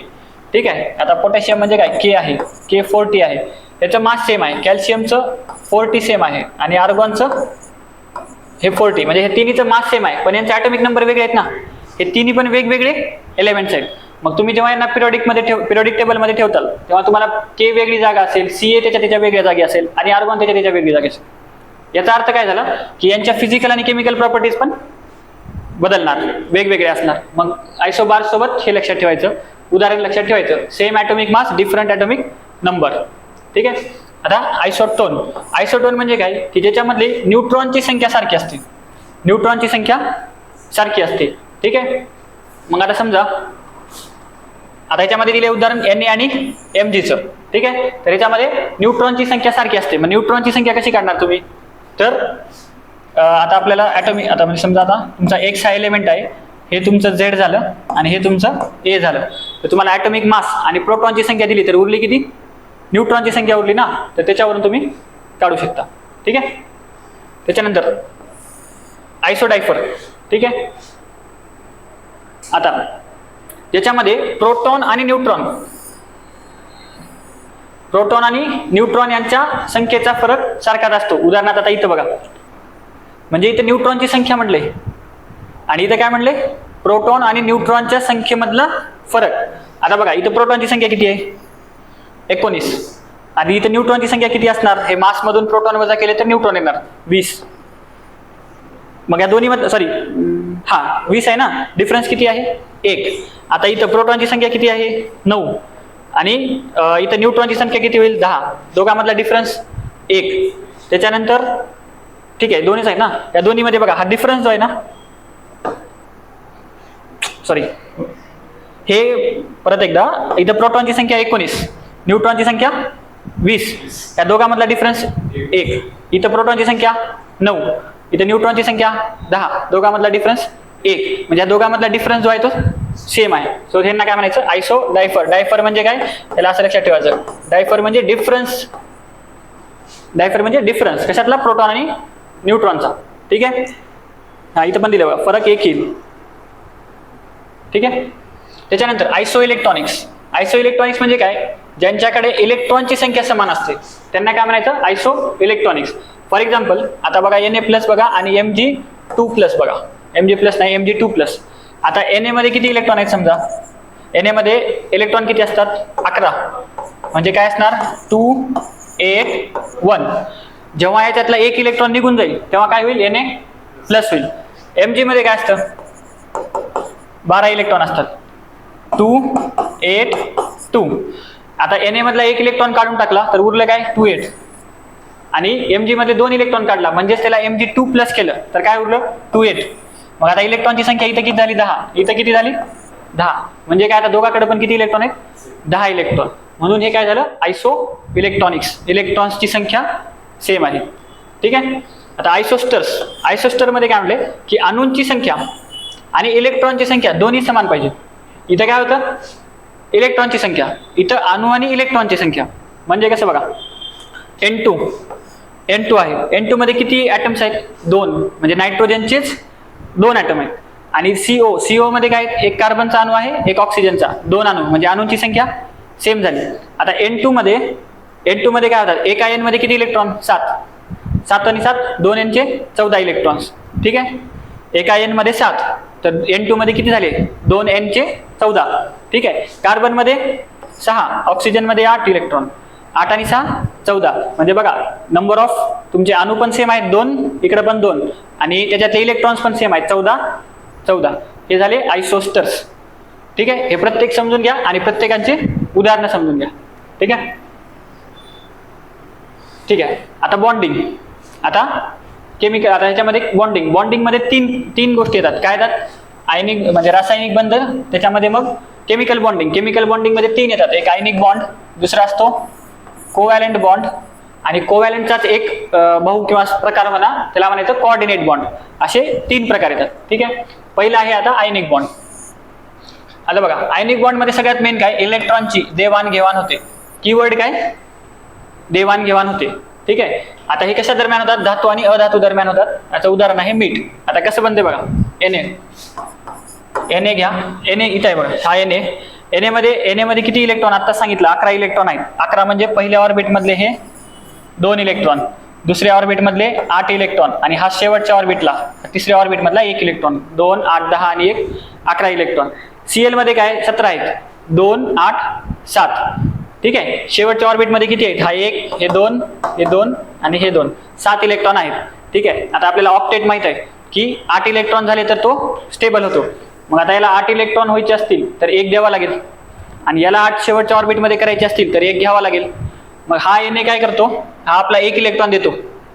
ठीक आहे, Na 1 इलेक्ट्रॉन दिला, 1 इलेक्ट्रॉन दिला तर काय होतो, Na वर प्लस चार्ज येतो. मग हा Na काय बनतो, 1 इलेक्ट्रॉन दिल्यानंतर Na+, आणि हा Cl ला देतो. Cl काय करतो, 1 इलेक्ट्रॉन घेतो, त्याचे पण 8 होतात, तो पण आता स्टेबल होतो. Cl-, Na+ बनला, Cl-, जो इलेक्ट्रॉन घेतो तो मायनस, त्याला काय म्हणायचं ऍनायन, आणि जो इलेक्ट्रॉन देतो तो कॅटायन, तो कॅटायन झाला. मग आता हे असं इलेक्ट्रॉन दिल्यामुळं ह्या प्लस आणि मायनस मध्ये एक फोर्स ऑफ अट्रॅक्शन येतो ना. Na+ चार्ज आणि Cl- चार्ज मध्ये एक फोर्स ऑफ अट्रॅक्शन बनतं. हे बघा, हा Na आहे तुमचा ज्याचा ऑक्टेट कंप्लीट झाले आणि त्याच्यावर प्लस चार्ज आहे. हा Cl- आहे ज्याचा ऑक्टेट कंप्लीट झाले, त्याच्यावर मायनस चार्ज आहे. या प्लस आणि मायनस मध्ये एक इलेक्ट्रोस्टॅटिक फोर्स ऑफ अट्रॅक्शन येतं आणि या दोन्ही मध्ये बॉन्ड बनतो. त्याला म्हणायचं आयनिक बॉन्ड. आयनिक बॉन्ड मध्ये काय होतं, इलेक्ट्रॉनचं कम्प्लीट देवाणघेवाण होते, कम्प्लीट ट्रान्सफर होते. ठीक आहे. आता आयनिक बॉन्डचं एक वैशिष्ट्य काय बघा, एनएच्या प्रॉपर्टीज काहीतरी असतील आधी, ठीक आहे, आणि सीएलच्या प्रॉपर्टीज काहीतरी असतील. म्हणजे सीएल हे विषारी असतं, नॉर्मल सीएल जे असतं ते विषारी असतं, पण मीठ काही विषारी आहे का? मीठ विषारी नाही आहे. तर याचा अर्थ काय, यांच्या इंडिव्हिज्युअल प्रॉपर्टीज वेगळ्या असतात, पण जेव्हा बॉन्ड बनून जेव्हा ते NaCl बनवतात तेव्हा ते प्रॉपर्टीज चेंज होतात. ठीक आहे. याचं उदाहरण, आणि आता याच्यामध्ये बघा, हे धातू आणि अधातू यांच्या दरम्यान बनतात, धातू आणि अधातू यांच्या दरम्यान बनतात. धातूंचं म्हणजे धातू म्हणजे काय, एखाद्याचं मेटॅलिक कॅरेक्टर पिरियडिक टेबलमध्ये येईल. मेटॅलिक कॅरेक्टर म्हणजे काय, धातू गुणधर्म म्हणजे काय, इलेक्ट्रॉन देण्याचा गुणधर्म, आणि अधातू काय, इलेक्ट्रॉन घेण्याचा गुणधर्म. मग जर आपल्याला आयनिक बॉन्ड बनवायचे असेल, देवाणघेवाण व्हायची असेल, तर काय पण लागतं, धातू आणि अधातू लागेल. इथं Na धातू आहे, हा अधातू आहे. ठीक आहे. तसंच आता कोव्हॅलंट बॉन्ड, कोव्हॅलंट बॉन्ड मध्ये काय, तर की इलेक्ट्रॉनची भागीदारी, ह्याच्यातला मेन शब्द काय, तिथं काय होतं, ट्रान्सफर होतं, देवाणघेवाण होतं. इथं काय, शेअरिंग आहे, भागीदारी आहे. ठीक आहे. आता हे कशामध्ये होतात, तर हे अधातू मध्ये होतील. म्हणजे पिरियडिक टेबल असा, या पिरियडिक टेबल मधले हे इकडले एलिमेंट्स बघायचे, इकडं फक्त आयनिक बॉन्ड बनतात, इकडले एलिमेंट्स कोव्हॅलंट बॉन्ड मध्ये नसतात. इकडे कोव्हॅलंट बॉन्ड मध्ये जर बघितलं तर एकतर अधातू म्हणजे दोन नॉन मेटल मध्ये बनतील, किंवा नॉन मेटल आणि मेटलॉइड मध्ये बनतील. ठीक आहे. म्हणजे मेटल्स मध्ये कोव्हॅलंट बॉन्ड बनत नाही. ठीक आहे. सीएलचं उदाहरण दिलेलं आहे. आता बघा, आता हा सीएल आहे, या सीएल मध्ये शेवटच्या ह्याला म्हणजे शेवटच्या ऑर्बिट मध्ये किती, 7 इलेक्ट्रॉन आहेत, हे 7 इलेक्ट्रॉन. आणि हा दुसरा सीएल, त्याच्यामध्ये पण शेवटच्या ऑर्बिट मध्ये 7 इलेक्ट्रॉन. आता यांनी एकमेकांना देण्यापेक्षा काय केलं, त्यांनी काय म्हटले, आपण दोघं शेअरिंग करू. शेअरिंग करू म्हणजे काय, की माझ्या इलेक्ट्रॉनवर तुझा हक्क राहील आणि तुझ्या इलेक्ट्रॉनवर माझा हक्क आहे. म्हणजे कसं, बँकेमध्ये पैसे आहेत, आता याने काय, यानं 1 पैसा दिला, यानं 1 पैसा दिला, पण आता हे जे 2 पैसे झालेत, 1 पैसा किंवा 1 रुपये, 1 रुपये, हे 2 रुपये आता दोघांचेही झाले. म्हणजे आता या सीएल कडे किती झाले, अगोदरचे 7 आणि हा त्याचा एक शेअरिंग मध्ये घेतलेला 8, आणि या सीएल कडे किती झाले, अगोदरचे 7 आणि हा घेतलेला 8, म्हणजे दोघांची पण ऑक्टेट सॅटिस्फाय झालं. तर याला म्हणायचं कोव्हॅलंट बॉन्ड, ज्याच्यामध्ये इलेक्ट्रॉनचं शेअरिंग होतं. ठीक आहे. आणि हे दोघांचं शेअर झालं. आता बघा, आता हा जो इलेक्ट्रॉन आहे जरी ह्याचा असला तरी आता ह्याचा पण बनलाय, आणि हा रेडवाला इलेक्ट्रॉन जरी ह्याचा असला तर तो आता याचा पण बनलाय, तर ते कोव्हॅलंट बॉन्ड. आता दोघांच्या प्रॉपर्टीज मध्ये काय फरक आहे. ठीक आहे. बघा, आता आयनिक कंपाऊंड कशामुळे बनतात, कम्प्लीट ट्रान्सफर ऑफ इलेक्ट्रॉन्स. म्हणजे आयोग काय विचारेल, तुम्हाला स्टेटमेंट देईल आयनिक कंपाऊंड बद्दल, विधान लक्षात घ्या असं. तर काय होतात, ट्रान्सफर ऑफ इलेक्ट्रॉन न बनतात, हे शेअरिंग ऑफ इलेक्ट्रॉन न बनतात. ठीक आहे. ह्याच्यामध्ये काय असतात, हे सॉलिड स्टेट मध्ये असतात. मिठाचं उदाहरण घ्यायचं, सॉलिड स्टेट मध्ये असतात. ठीक आहे. आणि हे कसे असतात, सॉलिड पण असू शकतात, लिक्विड पण असू शकतात, गॅसेस पण असतात.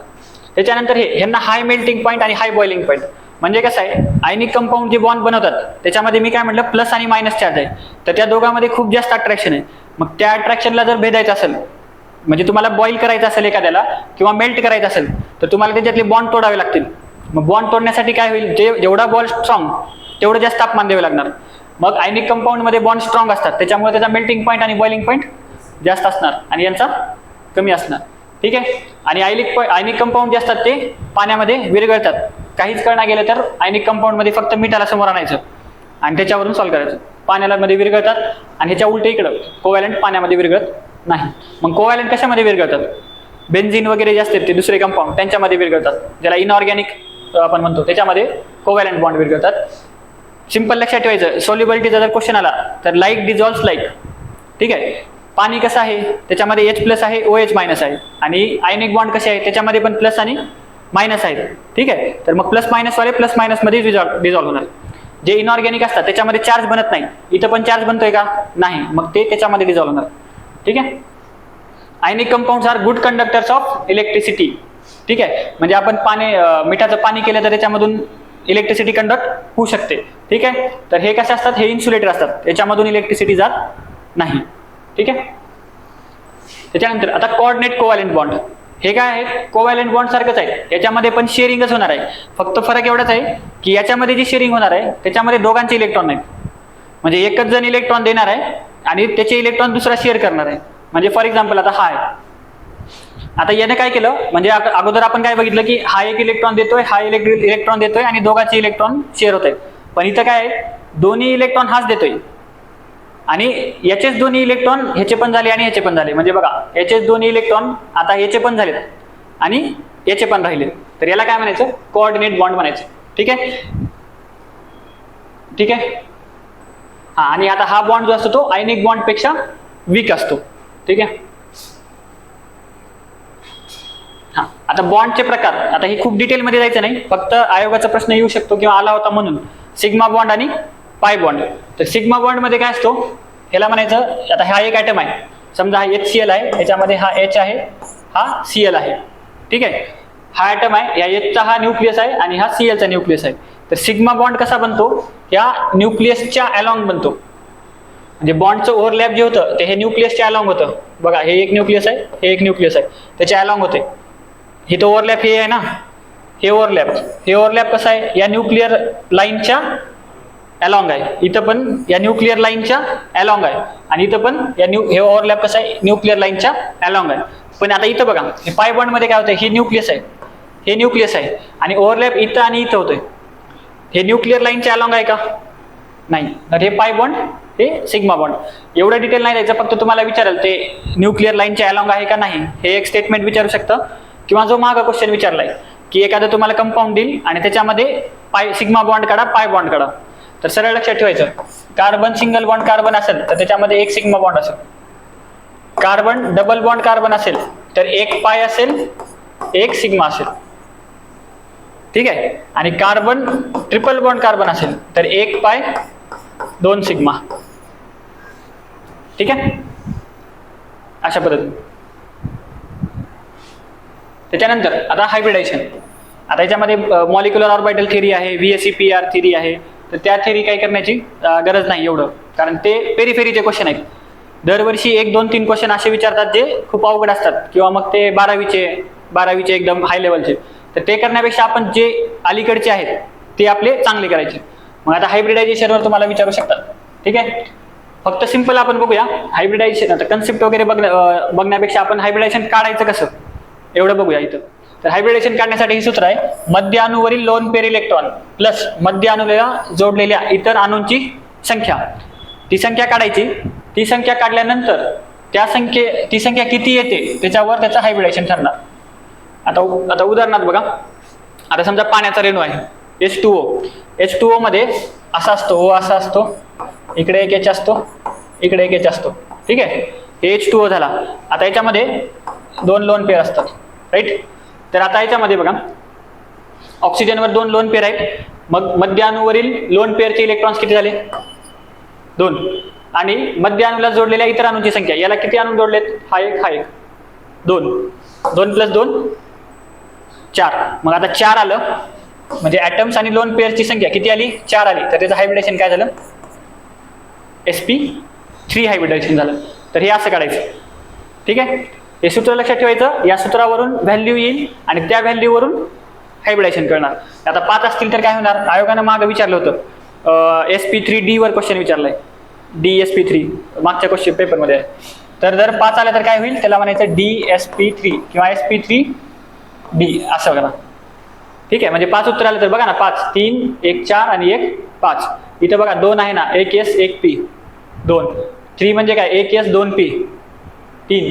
इथं 1 s 3 p म्हणजे 4. आता इथं काय? 1 s 3 p आणि d 1 म्हणजे 5.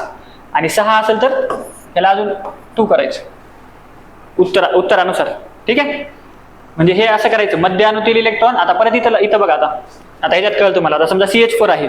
ठीक आहे, C वर लोन पेअर आहेत का? नाहीत, लोन पेअर 0. त्याला अटॅच केलेले अणू किती आहेत? 4 हायड्रोजन आहेत ना, 4 आलं. 4 + 0 4 आलं म्हणजे sp3. तसंच आता इथं C ला अटॅच अणू किती आहेत? 3 आहेत. आणि लोन पेअर किती आहेत? 0. लोन पेअर 0, मग 3 आलं म्हणजे sp2. मग आता तुम्हाला हे विचारू शकतात बरं का, हे म्हणजे इथिन वगैरेच्या एखाद्या वेळेस विचारू शकतात. आता इथिन मध्ये बघा, अटॅच अणू किती आहेत? 1, इथं 1 असणार 2 आणि इथं 1 असणार 3. ठीक आहे, हे 3 आणि लोन पेअर काय? लोन पेअर नाहीये, 0. मग 3 आलं म्हणजे sp2. ठीक आहे, फक्त इथं काय करायचं, हे बॉन्ड मोजायचे नाहीत बरं का. नाहीतर तुम्ही इथं 2 बॉन्ड, इथे 1 3 बॉन्ड, इथे 1 4 बॉन्ड मोजायचे नाही. ॲटम किती अटॅच झालेत ते बघायचं. 1 ॲटम, 2 ॲटम, 3 ॲटम. ठीक आहे, आणि आता इथं बघा, इथं किती येणार? अटॅच ॲटम किती आहे? त्याला एकच. आणि सॉरी एनचं काढायचं ना आपल्याला. एनला अटॅच किती आहे, एकच सी आहे. आणि लोन पेअर किती आहे एनवर, 2. 1 आणि 1 2, 2 म्हणजेच sp. आता याच्यात पुढे जाऊन आयोग काय विचारेल तुम्हाला की हायब्रिडायझेशन सांगा आणि त्याची जॉमेट्री सांगा. जॉमेट्री म्हणजे त्याचा शेप कसा असेल. तर बघा sp ऑर्बिटल 2 ऑर्बिटल असतील तर त्याचा शेप कसा असतो, लिनियर असतो. सिंपल लक्षात जर ठेवायचं असेल तुम्हाला, sp काय 2 आहेत ना, 2 साठी लिनियर एका लाईन मध्ये असंच ओव्हरलॅप होणार. 3 असेल तर ट्रायगोनल, 4 असेल तर टेट्राहेड्रल, 4 साठी टेट्रा. आता 5 साठी ट्राय म्हणजे 3, बाय म्हणजे 2, ट्रायगोनल बाय पिरॅमिडल. ठीक आहे. आणि 6 साठी ऑक्टाहेड्रल असतो.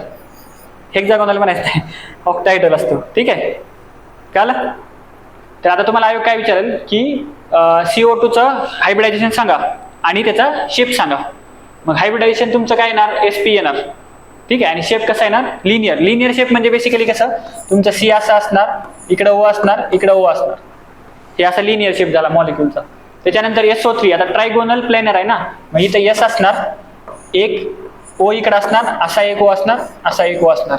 म्हणजे हा S आहे, इथं एक O असणार, इथं एक O असणार, इथं एक O असणार, ट्रायंगल सारखा. ठीक आहे. तर ह्याच्यावरून तुमचा शेप कळतं. ठीक आहे. तर हे बघून घ्या एकदा. आता टेट्राहेड्रल कसं असणार, 3 असे असणार आणि एक वर असणार. ते डायमंड मध्ये वगैरे असतं. त्याच्यानंतर तर ते हायब्रिडायझेशन आणि ते बघून घ्या. आता याच्यानंतर काय, आता हे मोलॅरिटी बघून याच्या अगोदर आता हे बघूया पहिल्यांदा. आता 1 मोल काय असतं.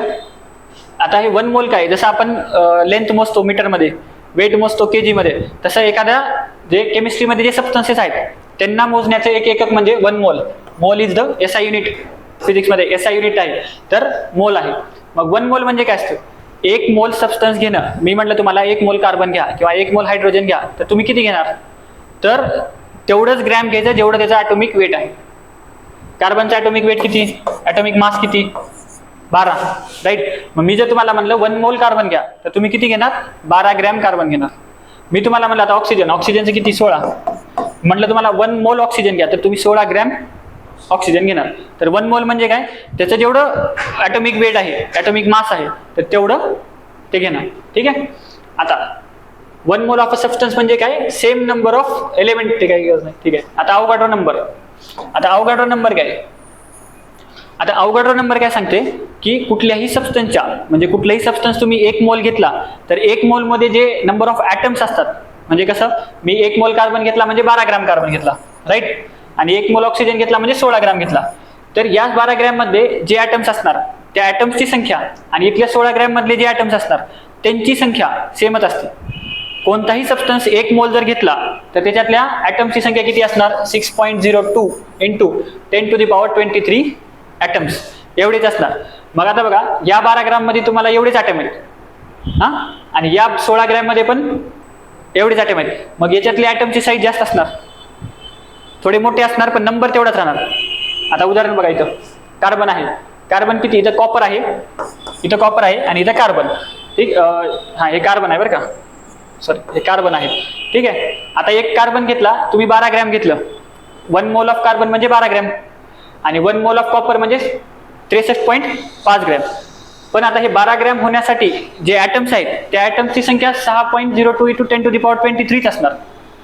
आणि इथलं 63 ग्रॅम होण्यासाठी त्याच्यासाठी पण ॲटमची संख्या तेवढीच असणार.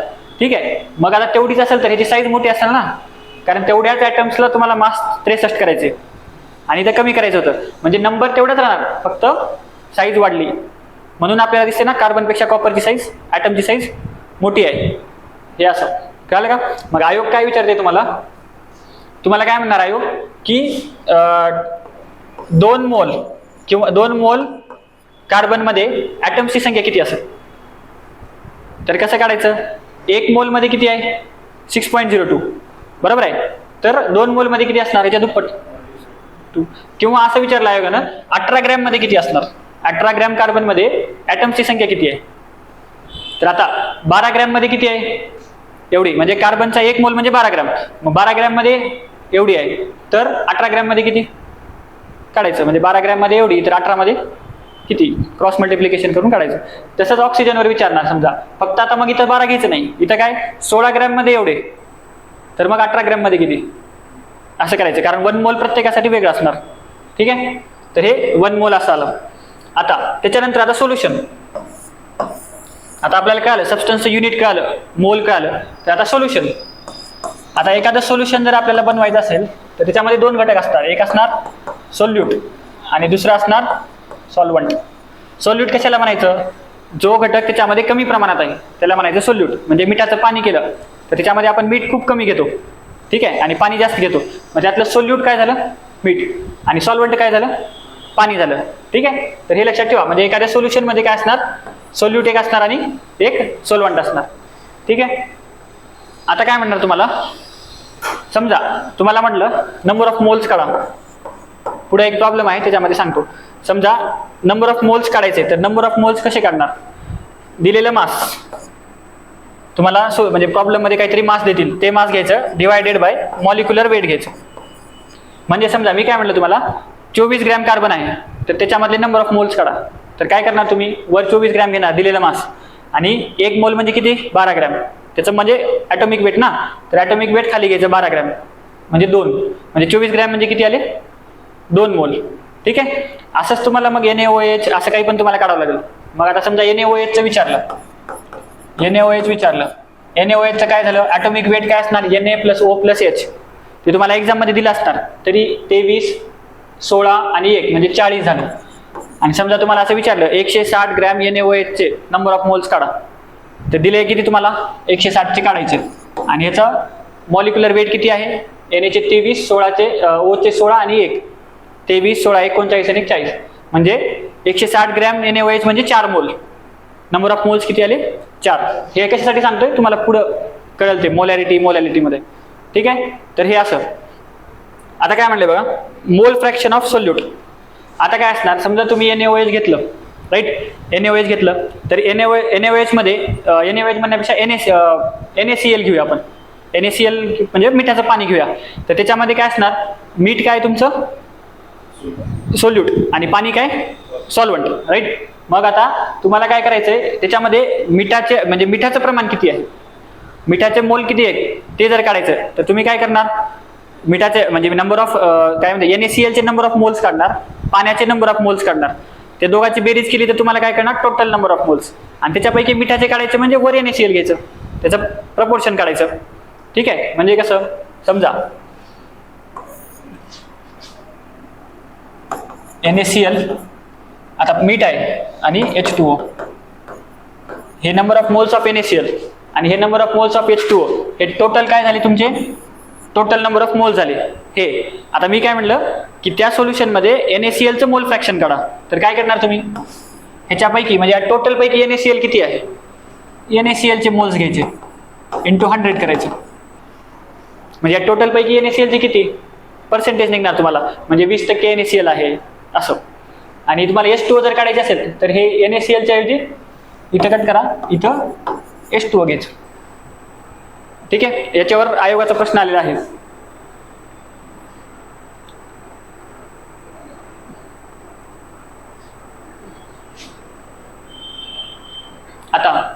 आता काय, आता सोल्युशन मध्ये वेगवेगळ्या कन्सेप्ट आहेत. मोलॅरिटी काय असते, मोलॅलिटी काय असते, नॉर्मॅलिटी, सोल्युबिलिटी. तर आता आयोग मागच्या वेळेस N1V1 वर म्हणजे N1V1 च्या फॉर्म्युल्यावर आयोगाने प्रश्न विचारलेला होता की सोल्युशन मिक्स केले, तुम्हाला एकाचं नॉर्मॅलिटी दिली होती, व्हॉल्यूम दिलं होतं, दुसऱ्याची फक्त नॉर्मॅलिटी का व्हॉल्यूम दिलं होतं, आणि मग दुसरं काढायचं होतं, तर त्याच्यावर होते. मग आता आयोग तुम्हाला मोलॅरिटी विचारू शकतं, मोलॅलिटी विचारू शकतं. तर मोलॅरिटी काय असते बघा, एखाद्या सोल्युशनची तुम्हाला मोलॅरिटी काढायची, तर मोलॅरिटी काढायची कशी काढायचं, तर मोलॅरिटी बरोबर number of moles of solute, number of moles of solute, number of moles कसे काढायचे, given mass by molar mass, त्या सॉल्यूटचं given mass by molar mass करून number of moles of solute काढायचे, आणि त्याच्यानंतर त्या द्रावणाचं म्हणजे सोल्युशनचं लिटरमध्ये आकारमान घ्यायचं. सोल्युशनचं लिटरमध्ये तुम्हाला दिलं असेल की तुम्ही 5 लिटर घेतले, 4 लिटर घेतले, ते तुम्हाला दिलं असेल. फक्त मग लिटरमधलं आकारमान इथे ठेवायचं आणि नंबर ऑफ मोल्स काढून वर ठेवायचे, डिव्हिजन करायचं. आता मोलॅलिटी काय आहे, परत इथं तसंच मोल्स ऑफ सॉल्यूट आहेत आणि खाली काय करायचं, फक्त सॉल्वंटचं किलोग्रॅम मधलं वस्तुमान. हे काय होतं, लिटर मधलं आकारमान.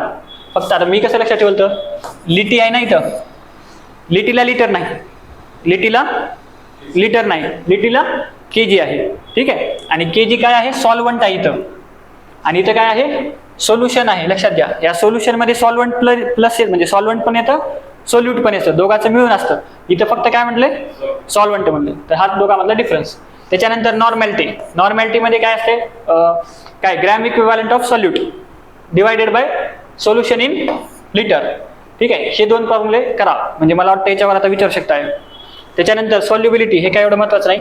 हे म्हणजे काय, समजा आता आपण पाणी घेतलं, पाणी काय सॉल्वंट आहे, त्याच्यामध्ये साखर टाकली, साखर काय सॉल्यूट आहे, मग साखर त्याच्यामध्ये विरघळणार ना. मग पाणी किती जास्तीत जास्त साखर शोषून म्हणजे त्याच्यामध्ये विरघळू शकतं, ती म्हणजे सॉल्युबिलिटी.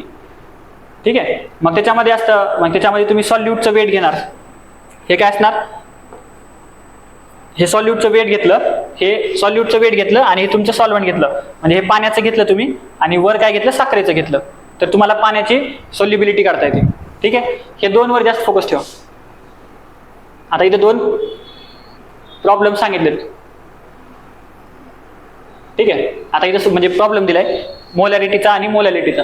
आता प्रॉब्लेम काय बघा, a solution was prepared using 20 gram of sodium hydroxide. Sodium hydroxide म्हणजे NaOH.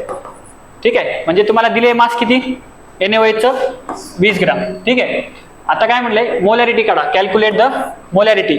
ठीक आहे, of given solution of sodium hydroxide if the volume of solution is 125 ml. म्हणजे सोल्युशनचं व्हॉल्यूम दिले तुम्हाला, सोल्युशनचं व्हॉल्यूम दिले तुम्हाला. ठीक आहे, आणि जे सॉल्यूट आहे तुमचं NaOH, त्याचं काय दिले, मास दिले. मग आता काय करायचं, फक्त तुम्हाला नंबर ऑफ मोल्स काढायचे ना. आता इथं बघा, आता बघा व्हॉल्यूम दिले आणि मास दिले, तर मोलार मास आणि NaOHचं मोलार मास किती आहे, 40. हे तुम्हाला दिलं असेल एक्झाम मध्ये, किंवा नसलं तर काय करायचं, असं NaOH, Naचं 23, Oचं 16, Hचं 1 मिळून 40. मग हे मोलार मास आलं. आता तुम्ही नंबर ऑफ मोल्स कसे काढणार, गिवन मास, गिवन मास म्हणजे काय, 20 gram divided by molar mass 40 gram, किती आलं, 1/2 म्हणजे 0.5 आलं. झालं, त्या फॉर्म्युल्यामध्ये ठेवायचं 0.5. नंबर ऑफ मोल्स आले 0.5. तुम्हाला सोल्युशन जर दिलेलं आहे, किती किती घेतले, कितीतरी ml घेतलं होतं ना, ते सोल्युशन दिलेलं आहे, फक्त त्याला लिटरमध्ये कन्वर्ट करायचं, कारण फॉर्म्युल्यामध्ये काय लिटर आहे, मग त्याला लिटरमध्ये कन्वर्ट करायचं, डिवाइड करायचं. हे बघा, हे नंबर ऑफ मोल्स आले, मोलॅरिटी बरोबर moles of NaOH 0.5 divided by किती आहे, 125 ml. 125 ml म्हणजेच 0.125 लिटर. मग ते 0.125 केलं 4.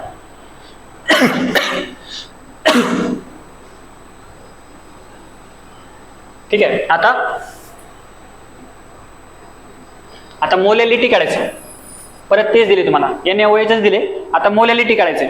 मोलॅलिटीसाठी काय केले, तुम्हाला 200 ग्रॅम ऑफ NaOH दिले, म्हणजे हे काय तुमचं गिवन मास. मोलार मास तर NaOHचं तेवढंच राहणार, किती मागच्या वेळेस 40 होतं, 40. मग गिवन मास बाय मोलार मास केलं तर तुम्हाला नंबर ऑफ मोल्स भेटणार.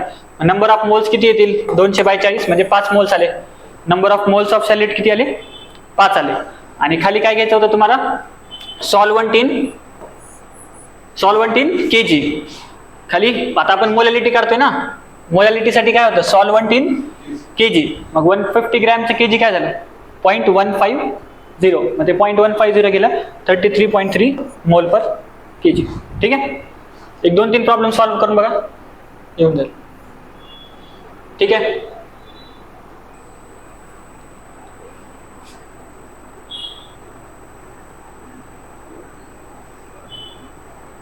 ठीक आहे. मोल फ्रॅक्शनचं एकदा परत सांगतो. आता मोल फ्रॅक्शनचं एकदा परत सांगतो, म्हणजे मोल फ्रॅक्शन कसं काढायचं. समजा एखादा सबस्टन्स आहे काहीतरी, आता परत NaCl आणि वॉटरच घेऊया परत. ठीक आहे, तर तुम्हाला काय सांगितलं, number of moles of NaCl चे मोल्स किती आहेत, 2 आहेत. वॉटरचे मोल्स किती आहेत समजा 6 आहेत. ठीक आहे, मग तुम्हाला टोटल मोल्स किती आले 8 आले. म्हणजे तुमचं सोल्युशन किती झालं 8 मोल्सचं सोल्युशन झालं. मग मोल फ्रॅक्शन म्हणजे काय, त्या 8 पैकी ह्याचा वाटा किती पर्सेंटेज आहे. ठीक आहे, आणि याचा वाटा म्हणजे पाण्याचा वाटा किती पर्सेंटेज आहे. मग सिंपल 8 पैकी आता NaClचं मोल फ्रॅक्शन काढा म्हणलं तर 2/8 × 100 जर केलं तर किती येईल तुम्हाला 25%. ठीक आहे, ते झालं मोल फ्रॅक्शन. मग फक्त तुम्हाला आता समजा नंबर ऑफ मोल्स डायरेक्ट नाही दिले, नंबर ऑफ मोल्स डायरेक्ट नाही दिले, तुम्हाला काय म्हणलं 20 ग्रॅम NaCl घेतलेला आहे आणि काहीतरी XYZ समजा 60 ग्रॅम वॉटर घेतलेलं आहे, तर त्याच्यामध्ये ह्याचं मोल फ्रॅक्शन काढा NaClचं. मग तुम्ही काय करायचं, मोल्स काढायचे, नंबर ऑफ मोल्स काढायचे. कसं, गिव्हन मास बाय मोलार मास. इथं पण गिव्हन मास बाय मोलार मास, म्हणजे पाण्याचे मोल्स येणार, NaClचे मोल्स येणार, त्या दोघांची बेरीज केली तर टोटल मोल्स भेटणार. मग त्याच्यामध्ये इंडिव्हिज्युअल वाटा काढायचा पर्सेंटेजमध्ये.